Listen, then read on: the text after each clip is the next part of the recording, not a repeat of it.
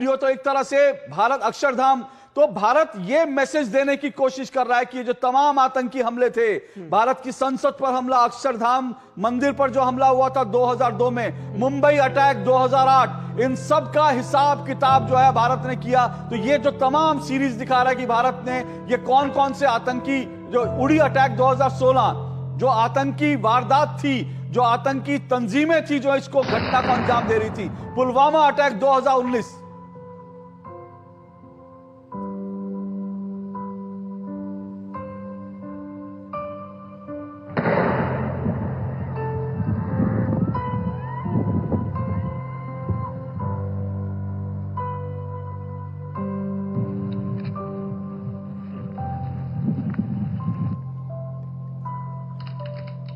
सुप्रभात देवियों और सज्जनों, मैं कर्नल सोफिया कुरैशी और मेरे साथ विंग कमांडर व्योमिका सिंह आज आपको 6 से 7 मई 2025 की रात 1:05 से 1:30 बजे के बीच भारतीय सशस्त्र बलों द्वारा अंजाम दिए गए ऑपरेशन सिंदूर के बारे में जानकारी देंगे। ऑपरेशन सिंदूर 22 अप्रैल को पहलगाम में हुए विभत्स आतंकवादी हमले के शिकार मासूम नागरिकों व उनके परिवारों को न्याय देने के लिए लॉन्च किया गया था। इस कार्रवाई में 9 टेररिस्ट कैंप्स को टारगेट किया गया और पूरी तरह से इसे बर्बाद किया गया।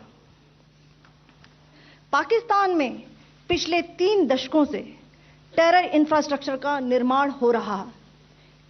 इसमें recruitment, indoctrination centres, training areas व लॉन्च पैड शामिल थे, जो पाकिस्तान और पाक अधिकृत जम्मू कश्मीर POJK दोनों में फैले हैं। Operation Sindoor was launched by Indian Armed Forces to deliver justice to the victims of Pahalgam terror attack and their families. 9 terrorist camps were targeted and successfully destroyed. Over the last 3 decades, Pakistan has systematically built terror infrastructure. It is a complex web of recruitment and indoctrination centers, training areas for initial and refresher courses, and launch pads for handlers. These camps are located both in Pakistan as well as Pakistan-occupied Jammu and Kashmir areas. Some of the well-known training camps are located, as you can see on the screen. They are distributed from Savai Nala in the north, counting to approximately 21, ending at Bhavalpur to the south. इन लक्ष्यों का चयन विश्वसनीय intelligence सूचनाओं के आधार पर हुआ ताकि आतंक गतिविधियों की रीढ़ तोड़ी जा सके, और यह खास ध्यान दिया गया कि निर्दोष नागरिकों और सिविलियन इंस्टॉलेशन को नुकसान न पहुंचे। The selection of these targets for Operation Sindoor was based on credible intelligence inputs and role of these facilities in perpetrating the terror activities. The locations were so selected to avoid damage to civilian infrastructures and loss of any civilian lives. This was done with due diligence, and the camps selected for targeting and their engagement will now be shown to you one by one. POJK के targets मैं आपको बताना चाहूंगी। सबसे पहले सवाई नाला camp Muzaffarabad, जो कि POJK के लाइन ऑफ कंट्रोल से 30 किलोमीटर दूर है।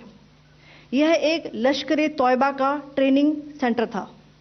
20 अक्टूबर 2024 सोनमर्ग, 24 अक्टूबर 24 गुलमर्ग, 22 अप्रैल 2025 पहलगाम, इन हमलों के आतंकियों ने यहीं से प्रशिक्षण लिया था। सैयदना बिलाल कैंप मुजफ्फराबाद, यह एक जैश-ए मोहम्मद का स्टेजिंग एरिया है। यह हथियार, विस्फोटक और जंगल सर्वाइवल ट्रेनिंग का केंद्र भी था। गुलपुर कैंप कोटली, यह LOC से 30 किलोमीटर दूर था। लश्कर-ए-तौयबा का बेस था जो रजौरी, पुंछ में सक्रिय था। 20 अप्रैल 2023 को पुंछ में और 9 जून 2024 को तीर्थ यात्रियों के बस हमले में यहीं से आतंकी को ट्रेन किया गया था। जय हिंद दोस्तों, अभिषेक ऑफिशियल टीवी में आपका स्वागत है। आपने कर्नल सूफिया कुरैशी और विंग कमांडर योमिका सिंह के मुंह से सुना होगा कि ऑपरेशन सिंदूर चलाकर पहलगाम आतंकी हमला हुआ था, उसका बदला ले लिया गया और किस तरह से उन लोगों को चोट किया गया। जिस तरह से आज सुबह सुबह उठते उठते ही हम लोगों को गुड न्यूज़ मिली। आप लोगों को भी यह देखकर बहुत ही खुशी हो रही होगी कि जो भी आर्मी है, हमारे एयरफोर्स है, सब लोगों ने मिलकर ऑपरेशन प्लानिंग की और उसे सफलतापूर्वक किया। और बहुत ही खुशी की बात है कि उसका बदला ले लिया गया है और थोड़े से टाइम लगा, लेकिन एकदम सक्सेसफुल रहा ऑपरेशन। तो आपका क्या कहना है कमेंट कीजिएगा और पूरा वीडियो लास्ट तक जरूर किया गया देखिएगा था। और एक लाइक जरूर कीजिएगा।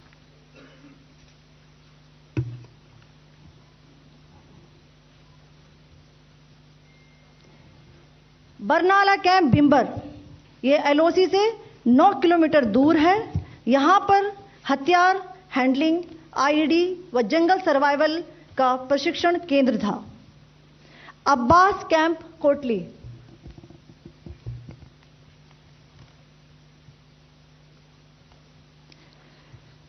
यह एलओसी से 13 किलोमीटर दूर है। लश्कर तौयबा का फिदाइन यहां तैयार होता था। इसकी कैपेसिटी 15 टेररिस्ट को ट्रेन करने की थी।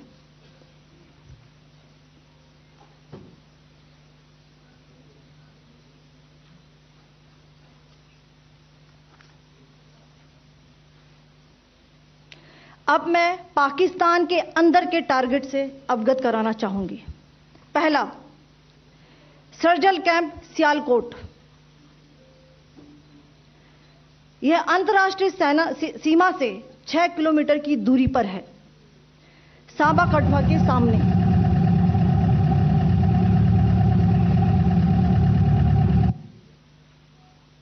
मार्च 2025 में जम्मू एंड कश्मीर पुलिस के 4 जवानों को की जो हत्या की गई थी, उन आतंकवादियों को इसी जगह पर ट्रेन किया गया था। दूसरा, महमूना जाया कैंप सियालकोट। यह 18 से 12 किलोमीटर आईबी से दूर था। हिजबुल मुजाहिदीन का बहुत बड़ा कैंप था। यह कठुआ जम्मू क्षेत्र में आतंक फैलाने का नियंत्रण केंद्र था। पठानकोट एयरफोर्स बेस पर किया गया हमला भी इसी कैंप से प्लान और डायरेक्ट किया गया था। मरकज ताइबा मुरीद के, यह आईबी से 18 से 25 किलोमीटर दूरी पर है।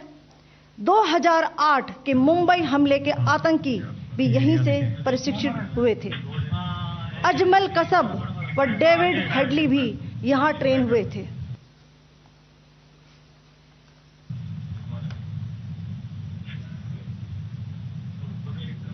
आगे दूसरा आया।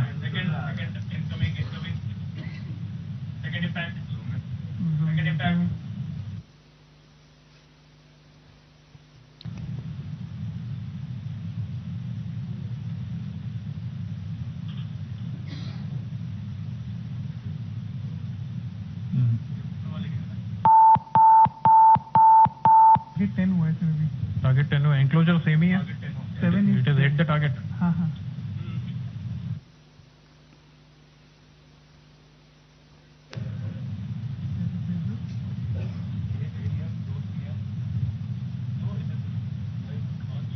आ गया सर, इम्पैक्ट।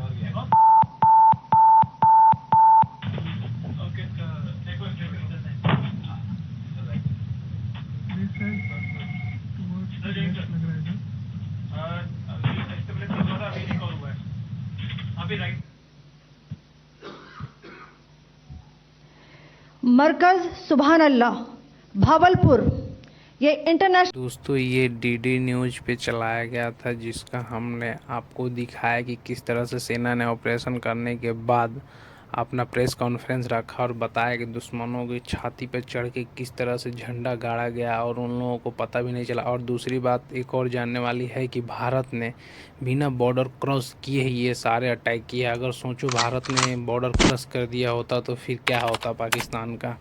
तो इस तरह से वो समझ सकते हैं कि कुछ भी हो सकता है। तो उनके यहाँ हलचल मच चुकी है कि अब भारत छोड़ने वाला नहीं है। तो आपको ये वीडियो कैसा लगा कमेंट कीजिएगा और मिलते हैं अगले वीडियो में। तब तक के लिए जय हिंद।